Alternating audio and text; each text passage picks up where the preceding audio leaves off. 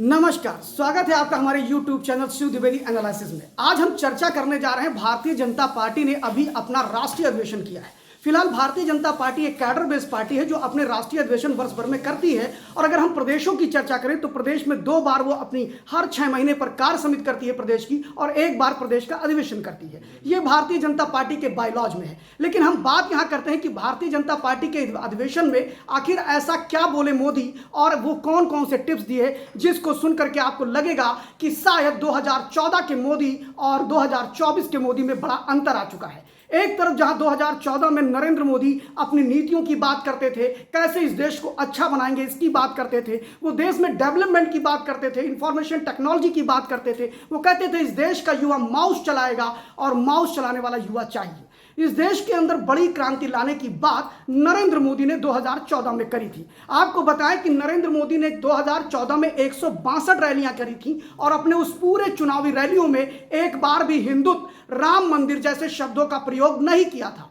ना ही उन्होंने इशारों ही इशारों में 370 की बात भले ही कर दी हो, इशारों ही इशारों में उन्होंने दाऊद इब्राहिम की बात भले ही कर दी हो, खोल करके उन्होंने हिंदू और मुसलमान जैसे विषय लाने का काम नहीं किया था। वहीं पर अगर बात 2019 की करते हैं तो उस समय भी नरेंद्र मोदी के तेवर उस तरह के नहीं थे जैसे आज दिखाई पड़ते हैं। 2019 में भी नरेंद्र मोदी के आत्मविश्वास में कोई कमी नहीं थी। आपको ध्यान होगा 2019 में भी जब मन की बात नरेंद्र मोदी कर रहे थे तो उन्होंने बड़े कॉन्फिडेंस पे कहा था कि अगले 2019 मई में, जून में हम फिर मिलेंगे आपसे। ये बड़ी बात थी किसी प्रधानमंत्री का इतने आत्मविश्वास से भरे रहना। लेकिन जब बात 2024 की होती है तो सब कुछ बदल जाता है। क्यों बदल जाता है? क्योंकि भगवान श्री राम अपने घर में पधार चुके हैं, रामलला अयोध्या में स्थापित हो चुके हैं। तो मानी बात है कि देश का परिदृश्य बदलेगा ही बदलेगा। और देश ही क्यों, अगर हम बात करें तो पूरी दुनिया का ही परिदृश्य बदल गया। और ये देखते देखते आप ये देख रहे होंगे कि पहली बार अपने राष्ट्रीय अधिवेशन में नरेंद्र मोदी जी ने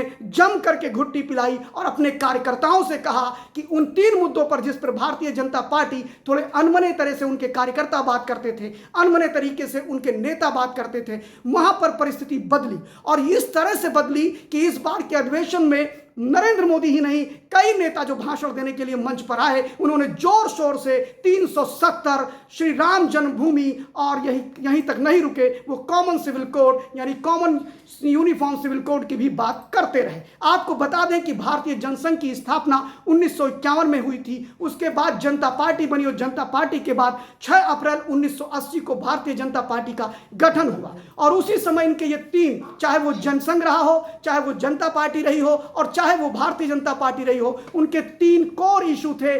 धारा 370 का कश्मीर में हटना, श्री राम जन्मभूमि पर भव्य मंदिर का निर्माण, और अगर बात करें तो सामान्य नागरिक आचार संहिता। ये ऐसे मुद्दे थे जिस पर भारतीय जनता पार्टी खुलकर बोलती थी। लेकिन जब बात गठबंधन राजनीति की आ गई, 89 से लेकर के यानी 90 से लेकर के अगर हम 2014 तक की बात करें तो लगभग मिली जुली सरकारों में भारतीय जनता पार्टी अपने इन मुद्दों को अपने घोषणा पत्र के सबसे अंतिम पृष्ठ पर रखने लगी थी। वैसे तो भारतीय जनता पार्टी अपने अधिवेशनों में अपने कार्यकर्ताओं के बीच में बड़े जोश खरोश से 370 श्री राम जन्मभूमि की बात करती थी, लेकिन किसी भी सार्वजनिक मंच पर या चुनावी भाषण में उनके बड़े नेता खासतौर नरेंद्र मोदी इस तरह की बातों से बचते रहे हैं। चाहे वो 2019 का चुनाव हो या 2014 का चुनाव हो, खासतौर मीडिया में उनकी किरकिरी भी होती थी जब मीडिया जगत के लोग ये प्रश्न करते थे कि 370 कॉमन सिविल कोड जैसे मुद्दों को आपने अपने घोषणा पत्र के अंतिम पृष्ठ पर क्यों रखा है। लेकिन इस बार का राष्ट्रीय अधिवेशन कुछ अलग ही रहा। इस बार के राष्ट्रीय अधिवेशन में सिर्फ इन 3 ही मुद्दों पर जमकर चर्चा हुई। जहां एक तरफ 370 की चर्चा करी नरेंद्र मोदी ने, वहीं दूसरी तरफ श्री राम जन्मभूमि पर प्रस्ताव पारित किया गया। इस राजनीतिक प्रस्ताव को रखने का काम श्री राजनाथ सिंह ने किया, जो कि देश के रक्षा मंत्री हैं। उन्होंने बड़े जोरदार तरीके से बात करी और उसमें जब वो राजनीतिक प्रस्ताव पढ़ रहे थे तो उसमें सबसे अधिक समय तक अगर किसी को समय दिया गया, समय का मतलब जिस विषय पर सबसे अधिक बोले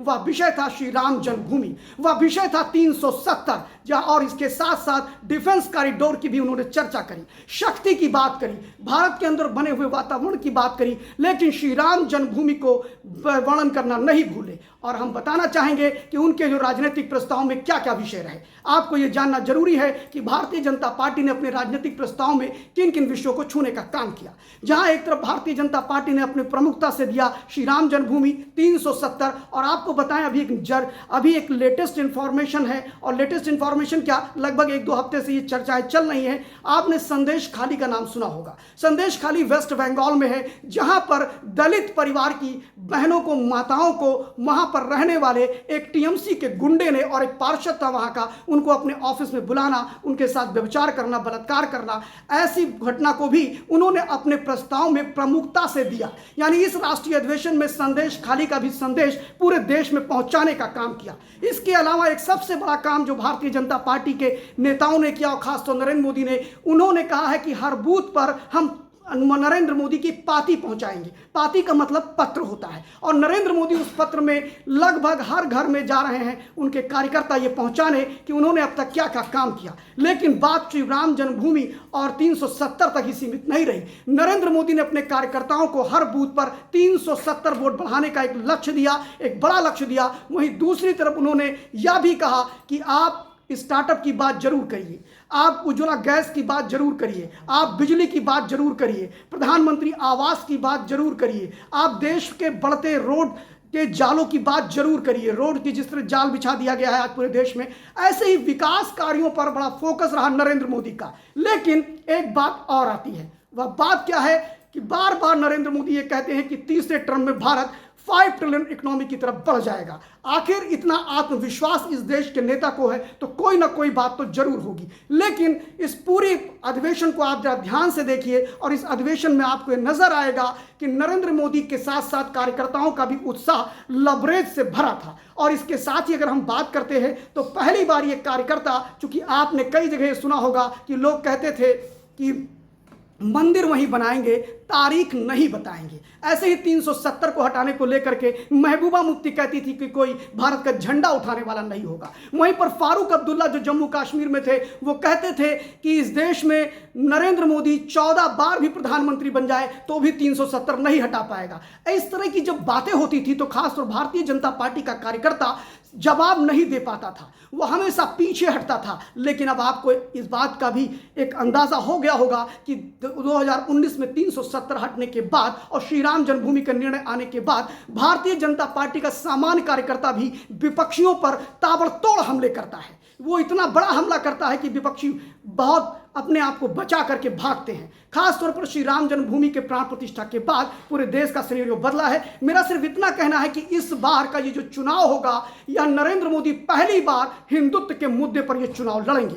फिलहाल प्रधानमंत्री नरेंद्र मोदी पर्यायवाची हो चुके हैं आज के समय में हिंदुत्व के। आपको बताएं कि जिस समय वो 2014 में चुनाव लड़ रहे थे, वो भले ही अपने मुंह से 162 सभाओं में उन्होंने कभी भी हिंदुत्व शब्द का नाम का प्रयोग नहीं किया और ना ही उन्होंने 370 राम मंदिर का प्रयोग किया, लेकिन जनमानस को यह पता था कि एक हिंदूवादी नेता है। जिस प्रकार वो कलीधाम में आते हैं, जिस प्रकार वो केदारनाथ जाते हैं, जिस प्रकार वो देश के सभी बड़े मंदिरों में जाते हैं, जिस प्रकार वो देश से बाहर जब भी यात्रा करने जाते हैं, बांग्लादेश में जाते हैं तो मां ढाकेश्वरी देवी के दर्शन करते हैं, जब वो नेपाल में जाते हैं तो पशुपतिनाथ के दर्शन करते हैं। और इसी तरह आपको बताएं कि नरेंद्र मोदी प्रतीक हैं हिंदुत्व के। बिना कुछ किए, बिना कुछ कहे नरेंद्र मोदी ने हिंदुत्व की अलग जगाई। आपको याद होगा जब 2014 में नरेंद्र मोदी प्रधानमंत्री बनते हैं और उसके बाद जब नवरात्रे आते हैं तो वो अमेरिका की यात्रा पर गए थे। जब वो अमेरिका की यात्रा पर जाते हैं तो वहां पर वो 1 गिलास नींबू और पानी पर पूरे प्रवास में रहते हैं। और जो अमेरिका में लोग जाते हैं तो वहां की जो न्यूयॉर्क टाइम्स होता है, द वॉशिंगटन पोस्ट होते हैं, ऐसे बड़े समाचार पत्र,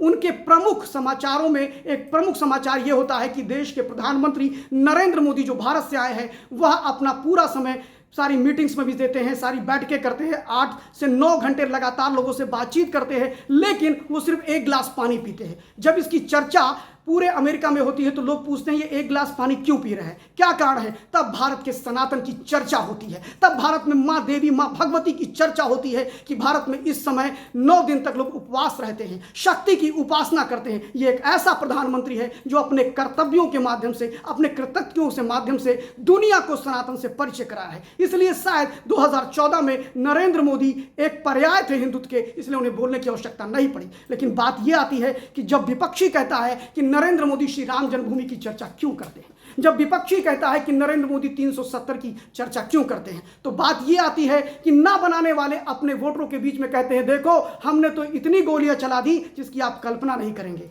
वो ऐसे भी लोग रहे जिनको वोट चाहिए, वो कहते थे अगर जरूरत पड़ती तो इससे ज्यादा गोली कार सेवकों पे चलाते। अगर आप इस उपलब्धि को अपनी उपलब्धि मान सकते हैं तो श्री राम जन्मभूमि का निर्माण करने वाले नरेंद्र मोदी इसको अपनी उपलब्धि के रूप में प्रचारित क्यों नहीं कर सकते हैं। यह एक बड़ी उपलब्धि थी और मेरा मानना है कि नरेंद्र मोदी इस चुनाव में पूरे फुल फ्लैश में हिंदुत्व पर ही बैटिंग करने वाले हैं और लैंडस्लाइड विक्ट्री ताबड़तोड़ होने जा रही है। लेकिन 2024 में अगर 400 से कम सीटें एनडीए गठबंधन की आती हैं तो यह भी एक बड़ा प्रश्न चिन्ह खड़ा करेगा नरेंद्र मोदी के व्यक्तित्व पे। फिलहाल नरेंद्र मोदी को पता है कि 270 272 का जो जादुई आंकड़ा है वो उनके लिए पाना कोई बड़ी बात नहीं है, लेकिन नरेंद्र मोदी का भी सोचना है कि अगर श्री राम जन्मभूमि की प्राण प्रतिष्ठा होती है तो एक बड़े मार्जिन से भारत में भारतीय जनता पार्टी और राष्ट्रीय जनता दल गठबंधन की सरकार बननी चाहिए। फिलहाल इस राष्ट्रीय अधिवेशन में नरेंद्र मोदी ने अपने कार्यकर्ताओं को एक एक बूथ पर 370 वोट बढ़ाने की बात करी है। देखना यह है आने वाले चुनाव में क्या ऐसा उनके कार्यकर्ता कर पाएंगे, क्या जनता उन्हें 370 से ज्यादा वोटें, सीट और वोट दोनों देगी हर बूथ पर। यह एक बड़ी चीज है। फिलहाल बने रहिए हमारे साथ, देखते रहिए शिव द्विवेदी एनालिसिस। हम आपको और भी ऐसे ही इंटरेस्टिंग सब्जेक्ट पर वीडियो देते रहेंगे। लाइक करिए, सब्सक्राइब करिए, बेल आइकन दबाना मत भूलिए और एक छोटा सा आपसे रिक्वेस्ट है कि शेयर जरूर करिए। धन्यवाद।